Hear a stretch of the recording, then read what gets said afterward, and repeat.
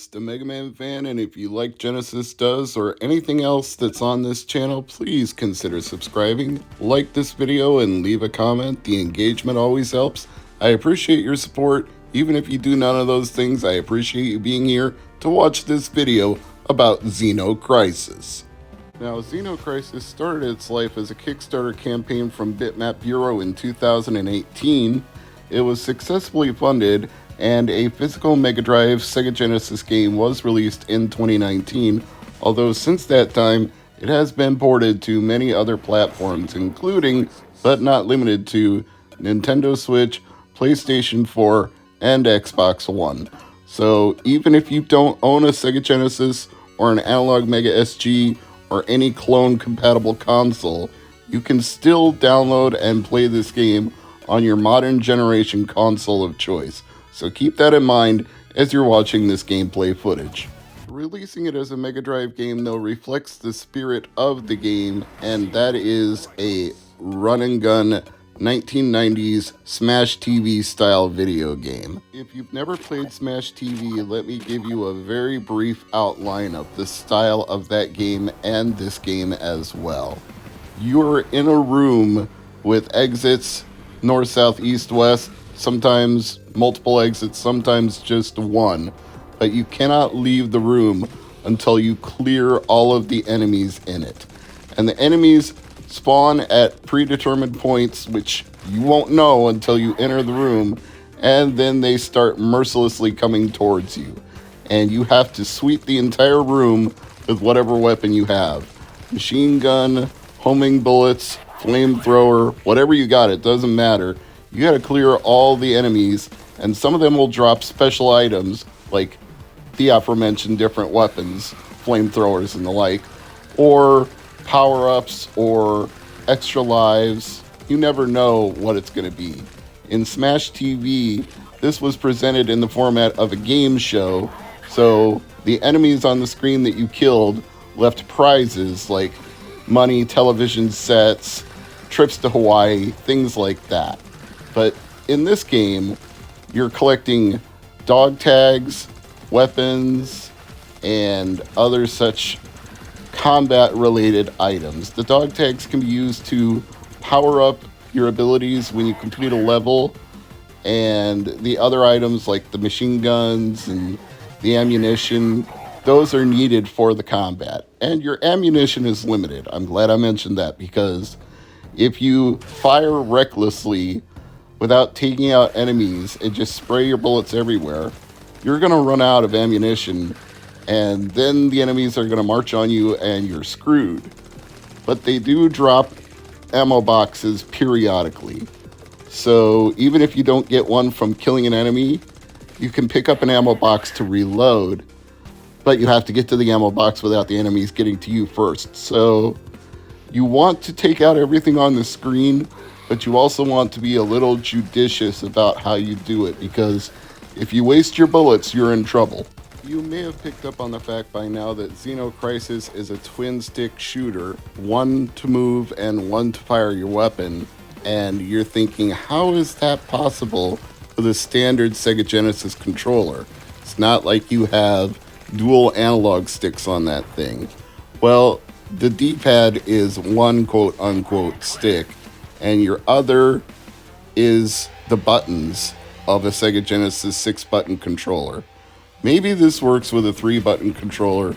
I haven't tried, I don't know, but I used a 6-button to play this because what ends up happening is the 4 buttons furthest to the left are up, down, left, and right.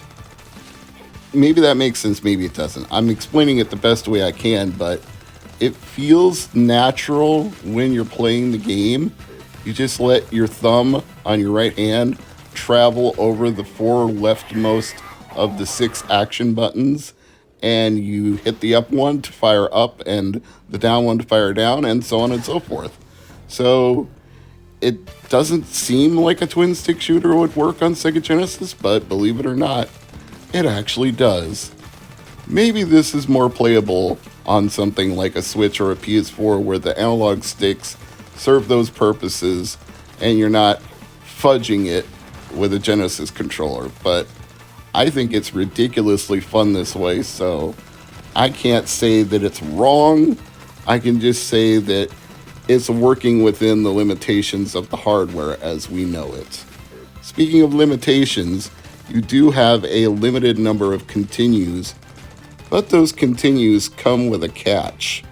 They're actually called elixirs, and I don't want to give away too much of the plot of this game, but suffice it to say, if you want the good ending, if you clear the whole game without using any elixirs, that would be how you get the good ending. And I won't say any more about it than that.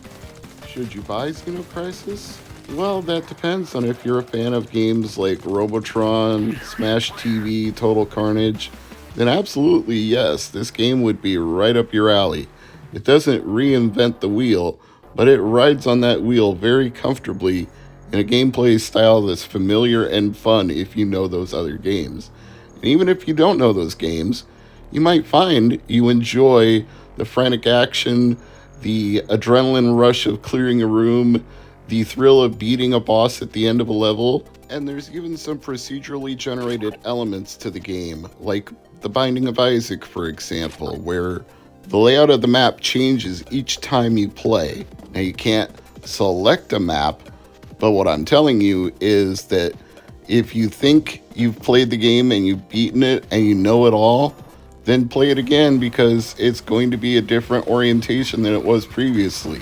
New entrance and exit points, new enemy hordes to defeat, and even new bonus items to find. Like in this playthrough, I found a couple of humans that were hiding out from the alien hordes, and I assume their names came from Kickstarter backers of the game.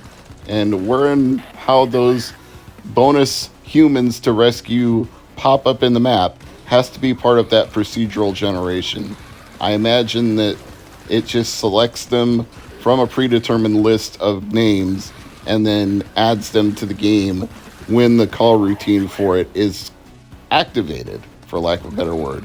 Here they are, Andy and Golden PP72. So congratulations to those Kickstarter backers. You got featured in this video and in the game as a whole. Xeno Crisis, well, let me just say I think it rocks. I would even go so far as to say I would buy it again on Switch or PS4 just to play it with genuine dual analog stick controllers and get that real twin stick feel. But this is perfectly fine on Sega Genesis. There's nothing wrong with playing it this way either. Slightly more cumbersome, but not something that you can't adapt to if you've played any number of run and gun shooter games, and maybe even if you haven't. I feel like the difficulty level is pretty spot on for this. You can select easy or hard, and easy is gonna allow you to get adapted to it, and hard is going to expect you to know the challenge that you're in for and deal with it accordingly. So pick the level you want, enjoy yourself. Xeno Crisis is a good time. I am Mr. MegaManFan, and this is Genesis Does. I thank you for watching, and as I said at the beginning, if you like the content, please subscribe, leave a comment. A thumbs up is always appreciated, and I'll see you again in another video. New content drops every day, and a new episode of Genesis Does drops every Thursday. But bye for now.